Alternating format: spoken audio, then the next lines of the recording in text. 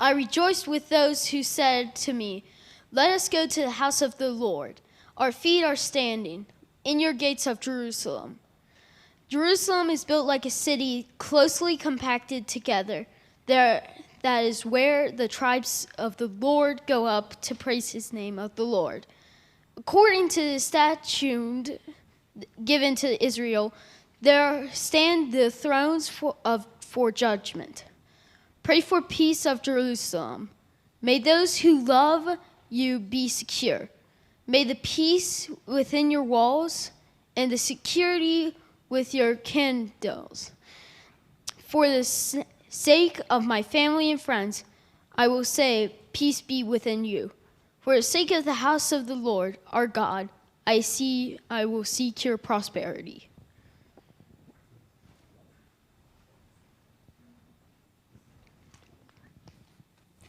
God promised a weary people that God would do a new thing with an old covenant.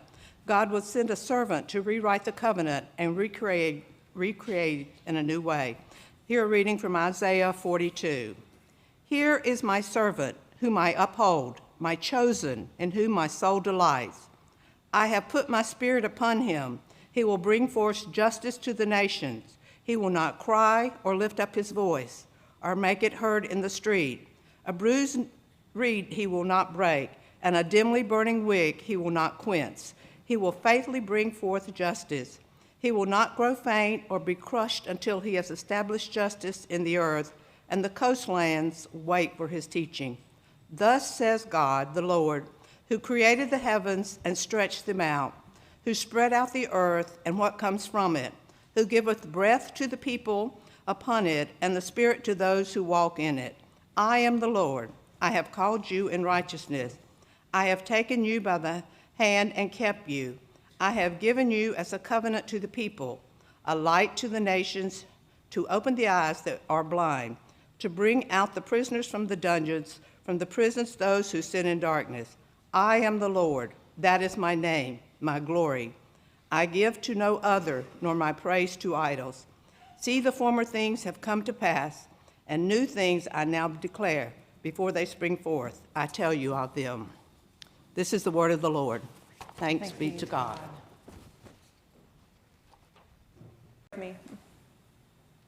God, we come to you as a people who are busy in our hearts, busy in our minds, busy in our souls. We are weighed down by so many concerns that we bring with us into this space. And so we open up our hands and we let go of them and we give them to you. We ask that you fill us up, that you take that now empty space and bring light into it so that we may be light to the world. May the words of my mouth and the meditations of our hearts be acceptable to you. Amen. Be seated. Though I fear we all telling you to sit down, stop talking so I can talk. So today we heard a passage that we hear every Advent, almost every Advent in some form or another. It's one of the 4 servant songs that are in Isaiah. So there are 4 of them that sound pretty similar in tone. Now we've talked before about how there's not one Isaiah, there's 3 Isaiahs. And so we find ourselves today in the second one of the 3. And this is important because first Isaiah is pre-exile, pre-Babylon conquer. We heard that a couple weeks ago when we read from Isaiah 9 about the way that God would protect them when something had come. Today we are in what's called Deutero-Isaiah, which is the second of the Isaiah prophets. And this time exile has come. Babylon has taken them away from their land. They are a people who are living in darkness. And everything that we read in the Bible from this period, from this time period, the Psalms, Isaiah, the prophets, all of them are talking about waiting for the day of the Lord to come. You know, this darkness is not going to last forever. God's going to come. Isaiah tells us it comes in the form of a servant. This particular one, Isaiah, is called the suffering servant. We hear it at Easter when we talk about the servant whose legs will be broken by the reed. And I have always heard or thought about this person, this servant, as a singular person, because as Christians, we read back into the Old Testament the story of Jesus. But for Isaiah, when he wrote it, servant was not a singular verb. This is why they make pastors take Hebrew in seminary as much as we hate it, because sometimes it does matter, whether it's a singular verb or a plural verb. And so we should read this poem a little bit differently. It should be read as servants. There will be servants of God who are coming to spread the light of the world. The people of Israel have gone through a trauma together. They have gone through an event together that changed their lives, changed the world forever. And all of them, every single one of them went through it, whether they stayed in Israel or not. Every single one of them stood in Jerusalem and saw the Babylonian army coming.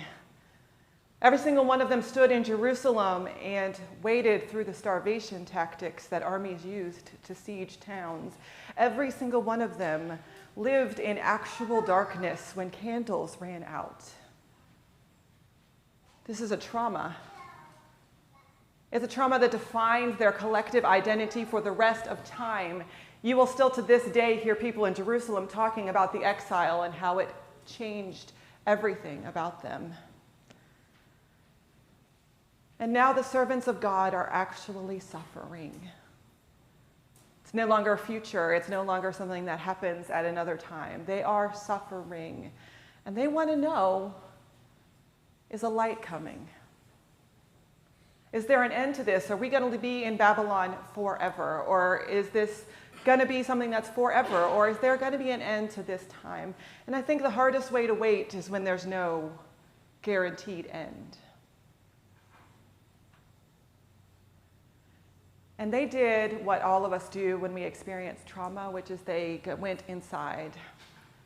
They isolated themselves. They became an us versus them society. They demanded purity from one another. The only way we're going to survive this, they said, is we are going to have to band together, and we're going to have to be the best Israelites that we can possibly be in Babylon. And they do this. They raise up heroes like Daniel in the lion's den, who stands up against all those lions, right? Or Shadrach, Meshach, and Abednego in the fiery furnace, or all of them who are being punished for being too Jewish, right? And these are their heroes. And what it tells the people of Israel is that the only way to survive this trauma is to be like Daniel and survive in the lion's den by being the purest person that you can be, the best God person that you can be. And then what it has taught us throughout generations of learning this story is that we can only serve God if we are pure enough to do it. That the only way we get to be a servant of God, the only way we get to be in part of that group, the only way that we are inside and protected from the darkness and the trauma is if we are good enough to make it through a fiery furnace. We've told our children for generations and generations upon generations of time that unless they can keep purity laws and not be tempted by the food that is offered to them, that they will not be good enough to be part of the group. And Isaiah this morning tells us that that is the exact opposite of how you survive a trauma. Yes, our instinct is to draw in together and to isolate and to become more pure, but that if you're a person of faith, then your response to trauma after you've dealt with your own emotional security is to reach out and be a light to the world. Because it turns out the longer that you live in darkness, the easier it is to stay in darkness for the rest of your life.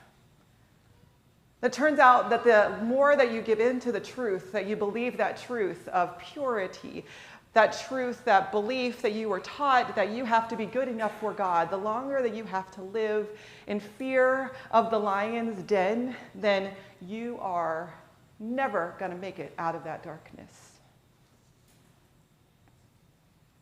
Jesus is identified as the suffering servant exactly because he chose light in the face of darkness. Every story we hear of Jesus in the Bible, every one of them is one where he's choosing to pick somebody who is living in darkness and to release them. Now, you can argue all you want to about whether it was physical release or psychological release, whether there are demons or not, or whether that was whatever that is.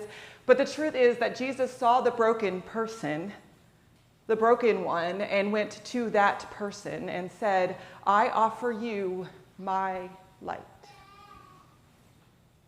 Jesus doesn't want the perfect people. Jesus has no desire to bring in the priests who are pure. Jesus in no way collects anyone who is holier than thou or feels like they are good enough for God. Jesus walks around and finds the broken people and brings them in and says, I got some light for you, my friend.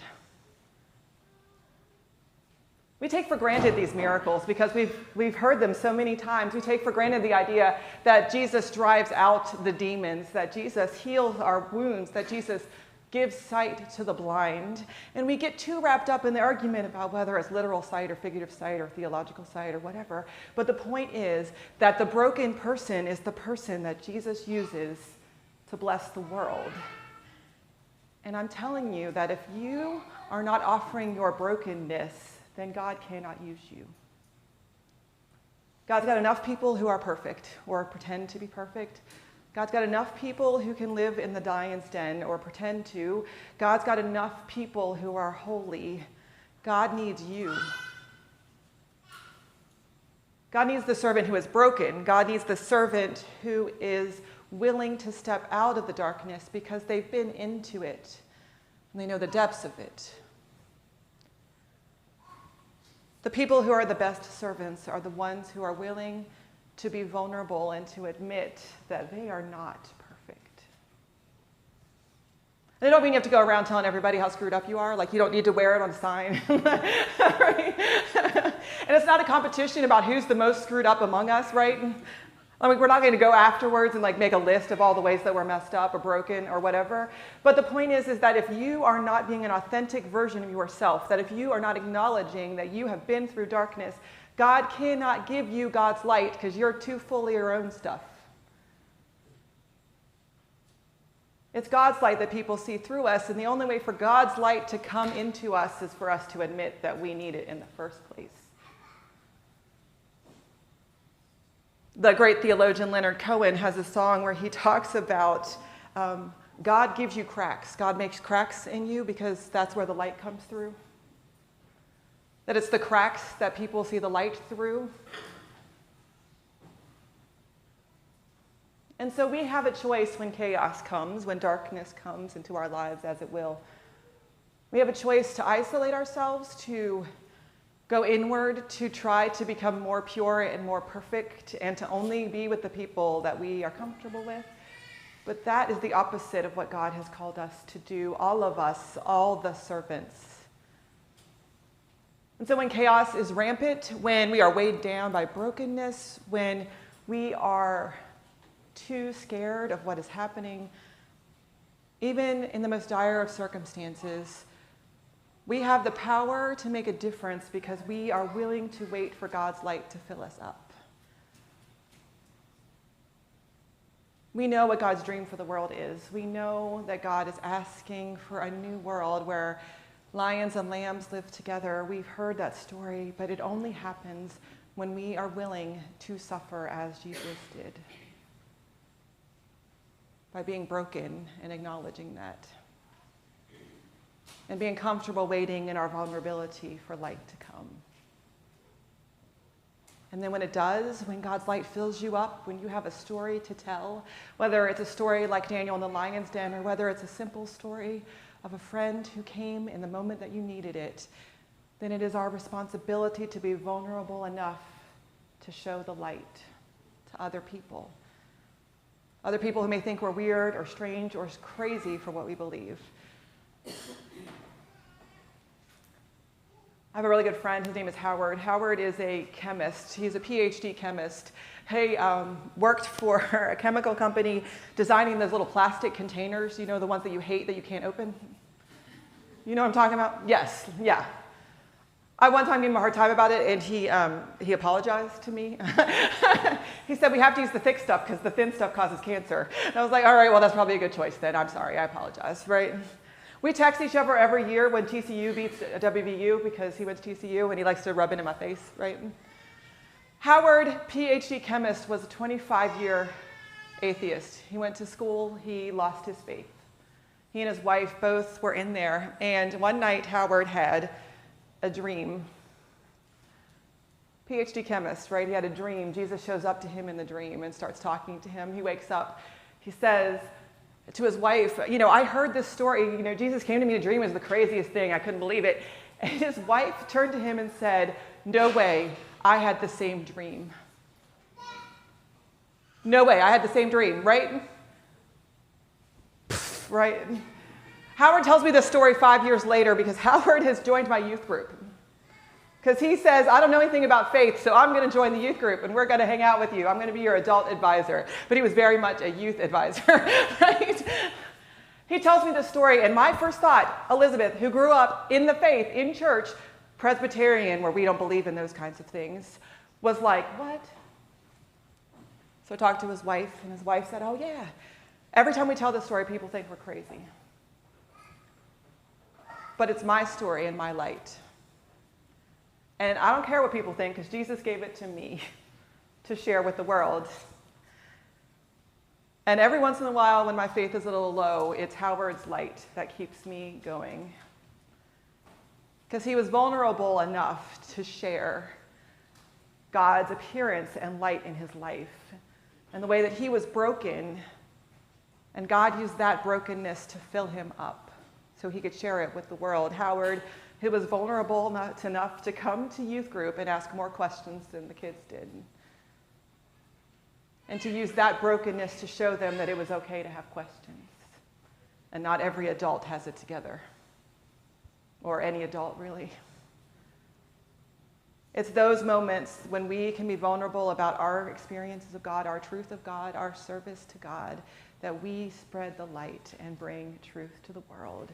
And I invite you to share your story, whatever it is, even if people think you're crazy. It's the only way the world is going to turn. Amen.